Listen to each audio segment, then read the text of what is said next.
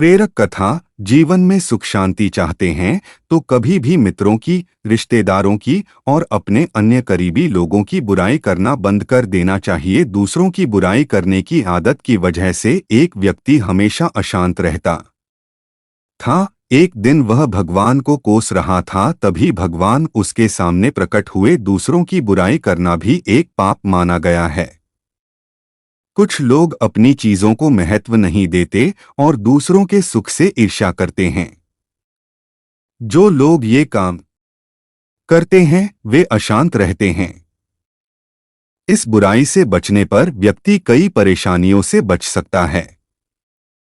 इस संबंध में एक लोक कथा प्रचलित है। कथा के अनुसार पुराने समय में एक व्यक्ति हमेशा अपने पड़ोसियों के सुख को देखकर जलता था। वह सभी की बुराई करते रहता था। दूसरों की बुराई करने की आदत की वजह से वह हमेशा अशांत रहता था। एक दिन वह भगवान को कोस रहा था कि उसे सुख सुविधाएं क्यों नहीं दी। तभी भगवान उसके सामने प्रकट हुए। भगवान ने उससे कहा कि तुम क्या चाहते हो। उस व्यक्ति ने कहा कि भगवान, मैं सफल होना चाहता हूँ, मुझे भी सुख सुविधाएं चाहिए, मैं चाहता हूँ कि सभी लोग मेरी प्रशंसा करें। भगवान ने उस व्यक्ति को 2 थैले दिए और कहा कि एक थैले में तुम्हारे पड़ोसी की बुराइयां हैं और दूसरे थैले में तुम्हारी बुराइयां हैं। पड़ोसी की बुराइयां वाले थैले को तुम अपनी पीठ पर टांग लेना और अपनी बुराइयां वाला थैला तुम्हें आगे टांगना है। अपनी बुराइयों को बार बार खोलकर देखते रहना।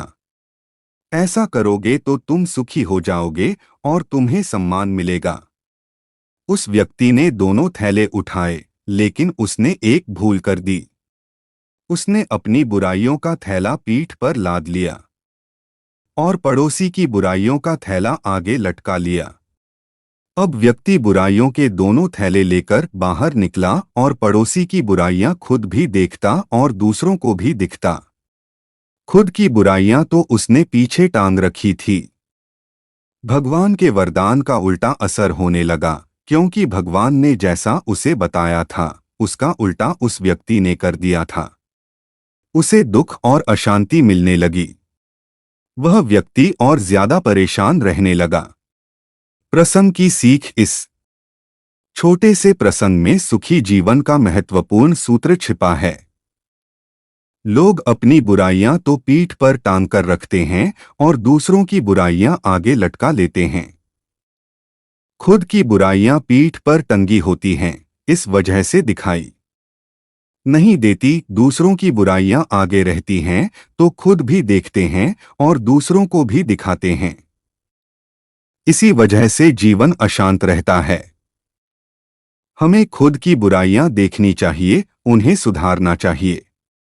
दूसरों की बुराइयां नहीं, अच्छाइयां देखनी चाहिए। तभी जीवन में सुख शांति बढ़ सकती है।